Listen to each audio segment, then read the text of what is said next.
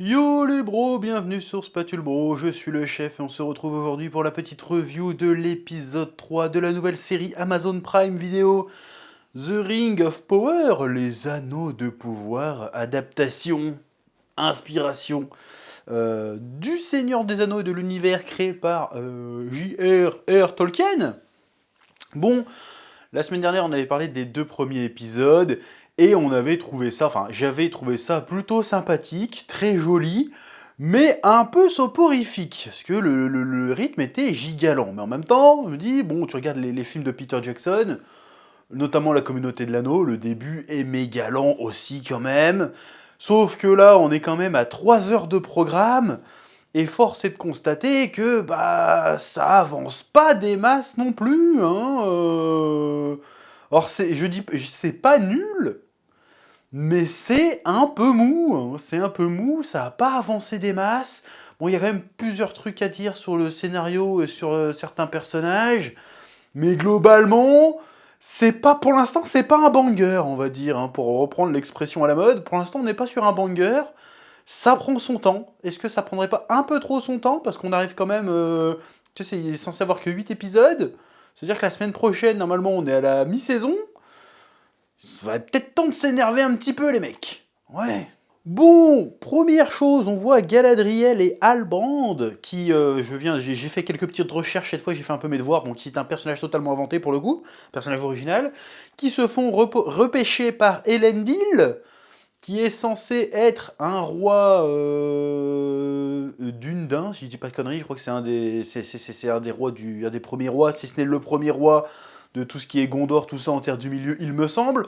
On voit aussi son fils Isildur, qui va, entre guillemets, couper le bras de Sauron lors de la dernière bataille du Troisième Âge.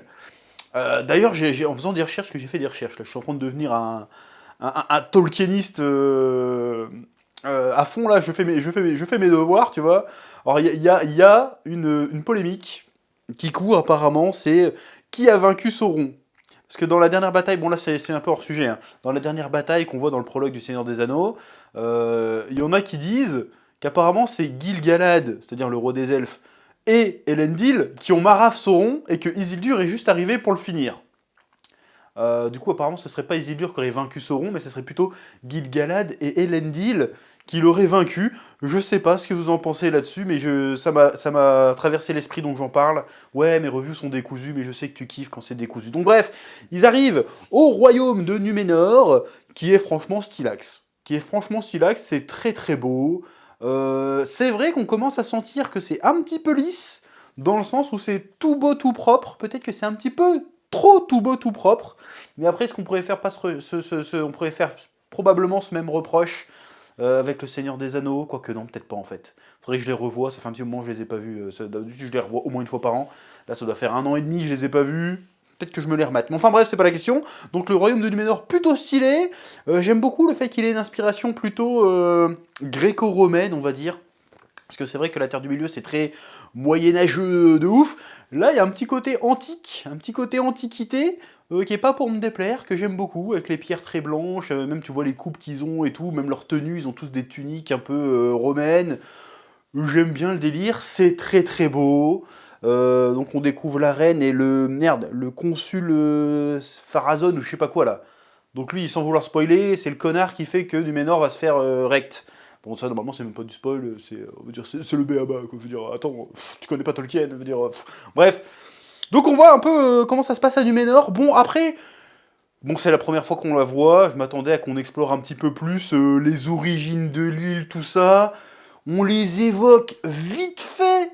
Je trouve ça dommage, ça aurait été intéressant, parce que Galadriel, quand même, veut dire, elle était là, elle a vu, techniquement, elle a connu le fondateur de Numénor, normalement, qui est Elros, si je dis pas de bêtises. Normalement, c'est censé être le frère d'Elrond. Parce qu'à la base, si j'ai bien compris, ce que j'ai révisé, mais voilà, à la base, Elrond c'était un demi-elfe, il me semble, parce que son père c'était un elfe et sa mère c'était une humaine, ou l'inverse.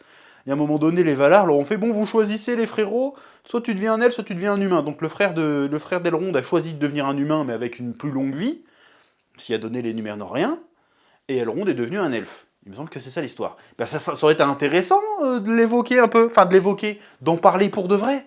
Parce que là, c'est un peu genre, on voit juste un tableau vite fait avec Elrond dessus, avec son brushing là, il a pas changé de coupe de cheveux en 1000 ans, le bâtard. Et c'est tout en fait. Ça aurait été super intéressant d'aller un petit peu plus loin, parce que Galadriel qui vient là, et qui du coup les prend un peu tous de haut, en mode ouais, vous êtes des branleurs, moi je suis une Eldar, j'en ai rien à foutre de vos conneries, ramenez-moi chez moi, tu vois. Bah si on nous expliquait qu'en fait, elle est un peu hautaine comme ça, parce que elle sait que le truc, leur ont donné une île comme ça tranquille, et que les mecs, on les emmerde en fait. S'ils avaient expliqué que Galadriel, elle était au-dessus de ça parce qu'elle les a vus naître, elle a vu le truc apparaître, donc elle sait que c'est une jeune civilisation et qu'ils n'ont pas de raison de se la péter, elle passerait un peu moins pour une connasse. Même si elle passe pour une connasse, que dans cet épisode, je suis désolé, elle est exécrable depuis le début. Et essayez de la rendre un peu sympathique. Je sais pas. Bon, je dis pas, il faut qu'elle lâche des caisses et qu'elle fasse des blagues. Mais je sais pas, rendez-la un peu sympathique, là, la meuf, on la sauve. Déjà, elle dit pas merci. Et en plus, elle est pas contente, elle fait hey, vous allez me ramener chez moi, bande de merde, je suis Galadriel, je vous encule.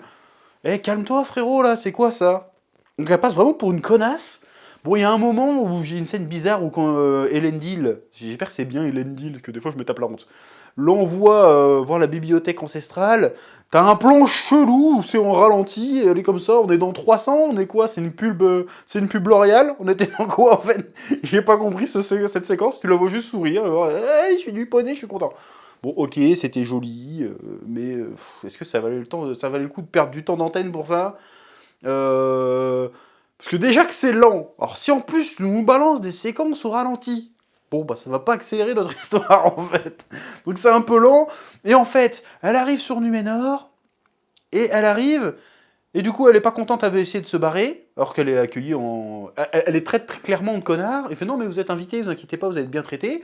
Elle essaye de se sauver, puis après, elle fait ouais, je veux me barrer. Et là, tu fais non, mais t'inquiète, je veux parler elfique. Je crois que c'est la première fois qu'on entend parler elfique dans la série d'ailleurs. Je dis, il y a 3 épisodes, c'est bizarre quand même. Ou alors peut-être que j'ai zappé dans les 2 premiers, mais il me semble qu'il parlait pas beaucoup elfique. Hein. Enfin bref, il parle vite fait elfique. Elle fait oui, vous parlez elfique. Bah ouais, on parle encore du coin où je viens. Et puis on l'enseigne aussi à la bibliothèque ancestrale. Bah viens, on y va. Vas-y, 6 heures de poney, on y arrive. Et il regarde le... J'ai pas compris en fait l'enquête. Il lui montre un signe au bibliothécaire, le mec il revient, il y a le signe dans un truc, il a cherché super vite, je sais pas comment ils ont peut-être Wikipédia à l'époque quelque part, parce qu'il y a l'air d'avoir beaucoup de bouquins, le gars est très très balèze, il l'a trouvé très vite. Bref, il y a un livre, c'est un rapport d'un mec qui a été prisonnier, et il y a le même signe, et puis tout d'un coup fait « Ah mais non, c'est pas un signe, c'est un dessin qui indique les montagnes du sud !» Donc en fait, j'ai compris que que Sauron est probablement dans le sud. Mais Poufias, on le savait déjà en fait dans l'épisode d'avant. Il a dit le gars que les orques l'avaient attaqué dans le sud. Donc là, t'as fait toute une enquête pour découvrir une information que t'avais déjà. Donc j'ai pas compris trop ce délire-là. C'était peut-être juste un prétexte pour montrer la fresque avec Elros, je crois que c'est ça, Elros et Elrond. Mais si derrière vous expliquez pas plus que ça ce que c'est très très bizarre quoi. Donc là, la scène elle sert un petit peu à rien, puis après elle revient et elle va voir Arlan qui fait oui en fait on va pas repartir tout de suite parce qu'il y a des trucs intéressants ici, nanani nananer, et en plus on apprend que Arland serait le roi légitime des terres du Sud. Bon, encore une fois, Arland, c'est un personnage qui a été totalement inventé, j'ai envie de dire pourquoi pas, et que le gars, en fait, ça va être une espèce d'Aragorn de la série, j'ai envie de te dire, parce que là, on est sur la même thématique. On est le mec qui devient plus ou moins un rôdeur, un clochard qui essaye d'échapper à sa charge d'héritier et de roi légitime, parce qu'en fait, il a honte de ses ancêtres, ce qui était un peu le cas d'Aragorn. Il voulait pas, il a dit, ouais, Isildur, il a été faible, à cause de lui, on est dans la merde, je veux pas refaire les mêmes erreurs, surtout j'ai la même faiblesse en moi. Là, c'est un peu le même truc. Ouais, mais mes ancêtres, ils ont quand même, ils ont collaboré avec Morgoth. C'est chaud. J'ai pas envie. Ça se trouve, si je reviens sur le trône, peut-être que même moi aussi, je vais faire les mêmes conneries et tout. Donc c'est clair. En plus, déjà, le gars physiquement, il ressemble un peu à Viggo Mortensen. Alors, c'est certainement fait exprès. Donc, ça a l'air d'être le Aragorn de cette série. Alors, est-ce qu'il va avoir le même destin qu'Aragorn, ou est-ce que justement, ça va être un petit peu le contre-pied de ça, c'est-à-dire que le gars va vraiment devenir roi du machin, mais il va, il va servir Sauron. C'est ce qui s'expliquerait que ça devienne un des 9 Nazgûl. Pourquoi pas, ça pourrait être intéressant. Oui. Ensuite, on voit un petit peu la vie de famille d'Elendil, qui a une fille dont j'ai oublié le nom, et qui a son fils Isildur, bien sûr. Alors par contre, j'étais persuadé qu'Elendil, à la base, c'était un haut gradé du Numénor. Je savais que c'était pas le roi de Numénor, mais je pensais que c'était un plus haut gradé que ça. En fait, c'est un troufion. Mais après, peut-être qu'il va prendre de... En fait, ils vont certainement justifier le fait qu'il va y avoir des Numénoriens en Terre du Milieu, genre ils vont partir avec une escouade à la compagnie Galadriel, et puis ça va expliquer qu'il y aura des survivants quand l'île va se faire raser sa mère, certainement, on verra. Bon, en tout cas, ils essayent de faire une histoire de famille, d'approfondir les relations entre Elendil et Isildur. J'ai envie de dire pourquoi pas, on va voir ce que ça va donner. Pour l'instant, le Isildur est un petit peu transparent, mais il faut laisser le temps de développer les personnages, mais ça peut être intéressant.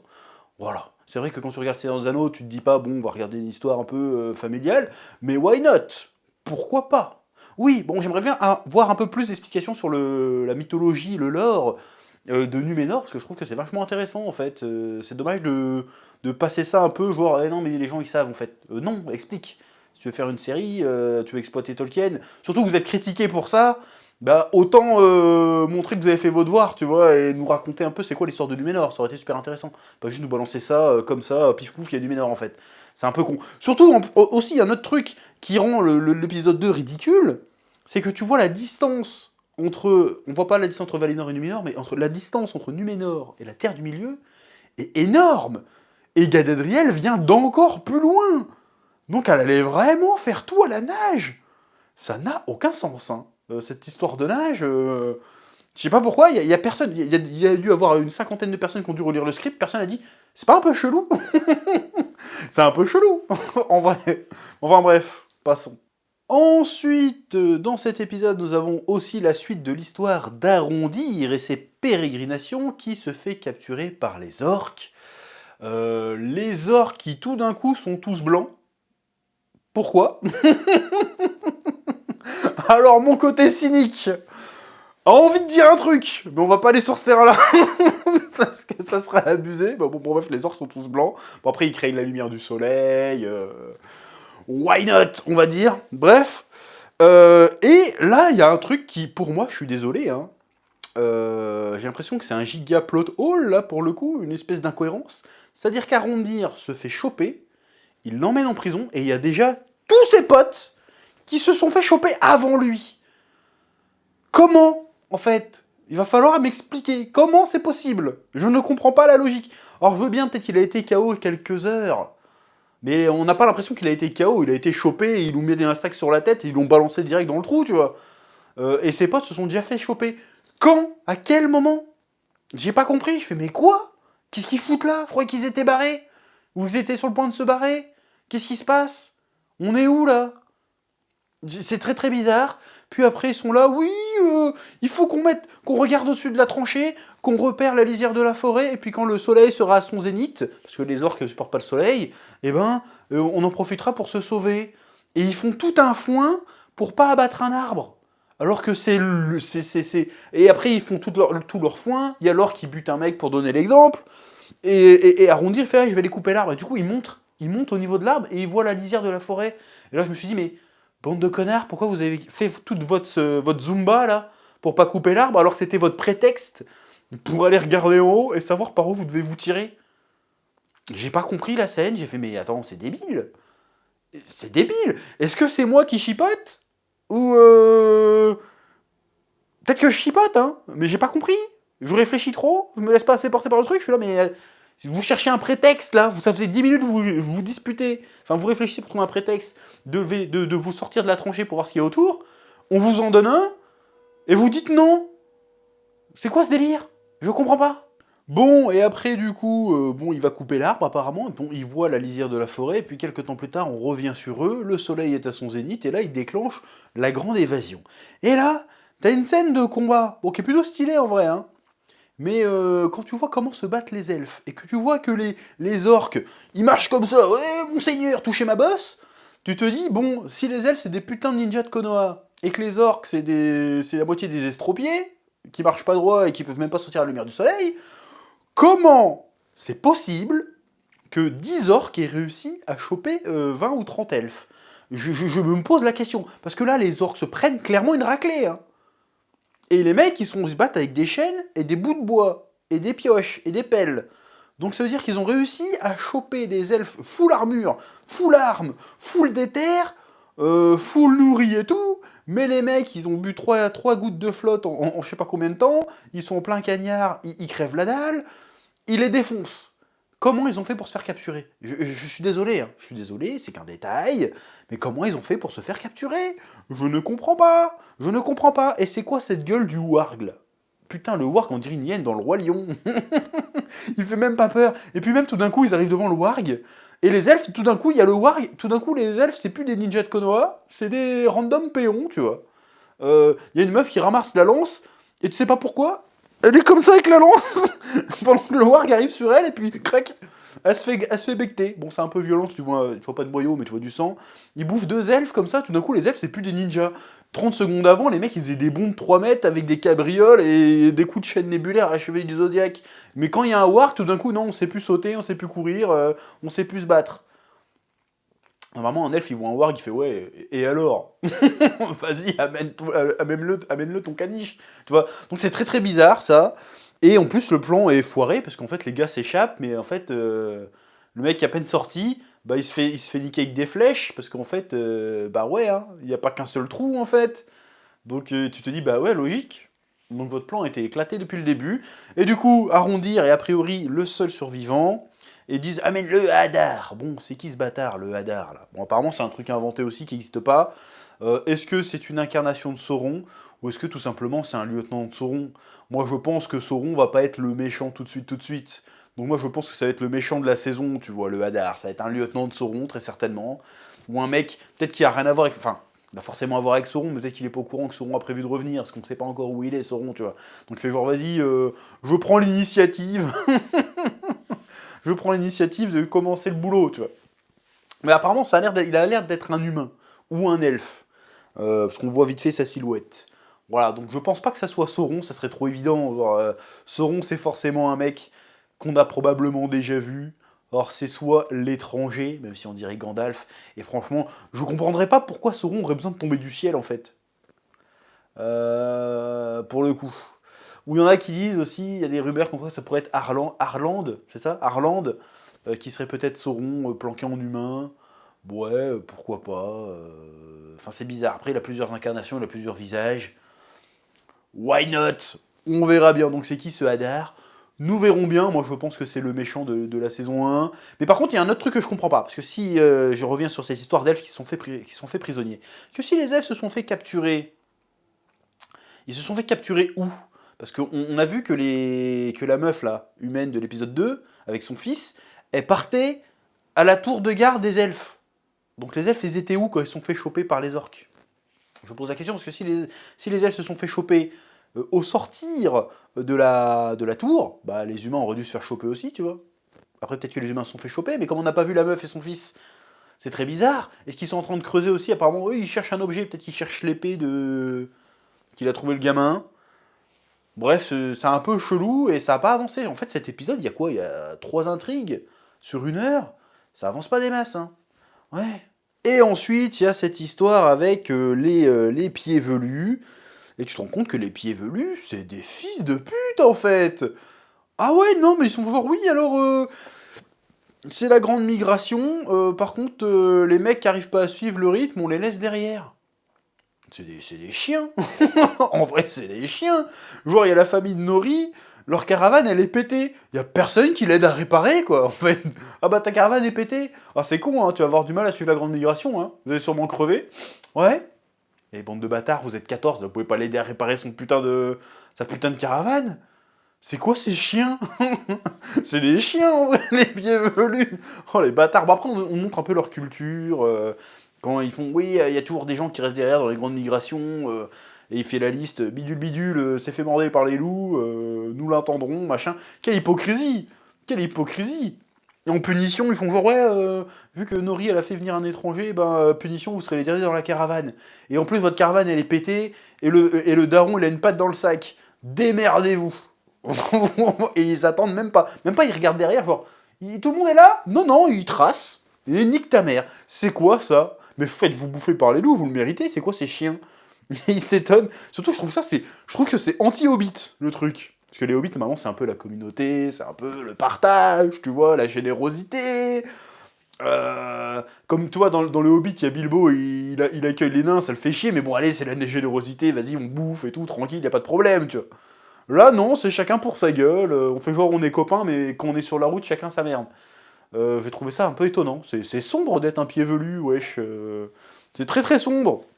Donc bref, encore une fois, cet étranger, il sort d'où? Qui sait? Bon, il sort le mot ami. Est-ce que c'est un rapport avec Gandalf? Ou alors c'est une fausse piste, hein, c'est pas du tout Gandalf. C'est une fausse piste. Ils font genre, ouais, il ressemble à Gandalf, mais en fait, non. C'est Sauron. Mais moi, je veux bien que ça soit Sauron, si tu veux, mais pourquoi il tombe du ciel? Moi, je comprends pas, parce que je sais que Morgoth, il a été expulsé dans l'espace. Il a plus le droit de retourner sur Terre, tu vois. Mais qu'est-ce qu'il foutait dans l'espace, Sauron? C'est très bizarre. C'est très bizarre. Enfin bref, donc cette histoire avec les pieds velus, pour l'instant, je sais pas trop où elle nous mène. J'ai du mal avec le personnage de Nori. Elle est juste là, mais je le sens, il faut faire un truc. Ouais. Et sa copine la grosse qui arrête pas de gueuler. Bon, pour l'instant, à part montrer un peu la culture et l'origine des hobbits, tu vois qu'en fait ils migrent par-ci par-là. Peut-être qu'à la fin de la série, tu les verras. Oh, la comté, nous avons trouvé la terre promise. Faisons des maisons rondes. Vas-y.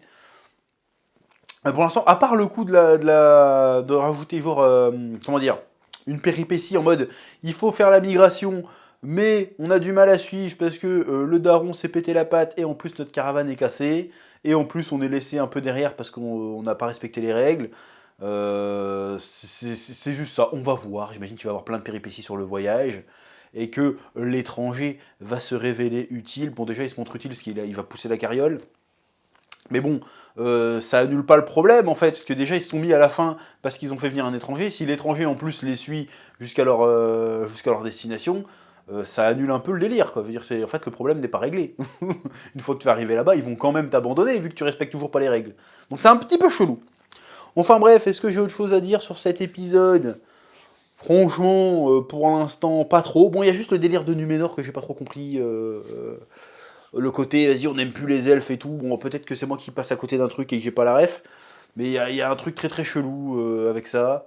Apparemment, il y a une prophétie. Parce que la reine, elle va voir un truc, fait l'elfe est arrivé. Donc apparemment, il y a un délire de prophétie. On verra bien. En tout cas, pour l'instant, la série, ça se suit. On n'est pas sur un banger. Il n'y a pas de moment où j'ai fait waouh, incroyable. Bon, à part sur les décors sont très beaux. Mais j'ai pas eu de moment vraiment, je dis oh, ça va être stylé pour l'instant. Voilà. Bon, il y a la petite bagarre d'Arland où il casse la gueule à des Numénoriens qui est plutôt sympathique. Et là, tu te dis ouh, le gars est vénère. Ça se trouve, le gars c'est peut-être un méchant. On verra bien, encore une fois. Mais à part ça, pour l'instant, c'est pas foufou. Il manque un truc. En fait, j'ai pas ce sentiment d'épique pour le moment. J'ai pas le petit frisson de où j'assiste à quelque chose de grandiose. On essaie de me raconter une grande histoire. Je l'ai pas encore pour le moment. Même si visuellement c'est très bien, la musique est plutôt pas mal aussi. Mais j'attends le moment où je fais oh oui, là je sens les pics, je sens l'aventure, je sens quelque chose. On verra. Après, je trouve ça aussi bizarre de traîner en longueur sur un truc qu'on sait en fait. C'est-à-dire que là, on traîne en longueur. Est-ce qu'elle va trouver Sauron? Parce que nous, on sait déjà où il est, on sait déjà comment ça finit. Est-ce que ça vaut bien le coup de nous faire du suspense sur la recherche de Sauron, en fait? Est-ce que ça vaut bien le coup? Bon, après, c'est tout le principe de faire un préquel. Même si là, c'est plus un spin-off fanfiction. C'est le Dragon Ball GT du Seigneur des Anneaux. Mais je me pose la question quand même. Enfin bref. Sur ce, c'est à peu près tout ce que j'avais à dire cette semaine sur cet épisode du Seigneur des Anneaux. J'ai certainement oublié des trucs, mais on s'en fout. Comme d'habitude, je te laisse le soin de me dire en commentaire ce que tu as pensé de cette review, ce que ça a pensé de cet épisode. Et puis, je te dis à la semaine prochaine pour une nouvelle review du Seigneur des Anneaux, pour le coup. Des anneaux de pouvoir. Il serait peut-être temps qu'on en parle, des anneaux de pouvoir, d'ailleurs. Parce que c'est un peu le sujet, quoi. Hein. Parce que Galadriel, qui fait sa connasse à l'autre bout du monde, d'accord. Mais moi, je veux voir qu'on commence à forger des trucs, à faire des pouvoirs magiques, là. Voilà, qu'il se passe des trucs, merde. Bon, au moins, pour l'instant, on n'a pas eu de scène de fiac. Je pense qu'on n'en aura pas. Et c'est bien, et c'est tant mieux. Mais sinon, on va commencer un peu à se faire chier, on va pas se mentir. Bref, à bientôt.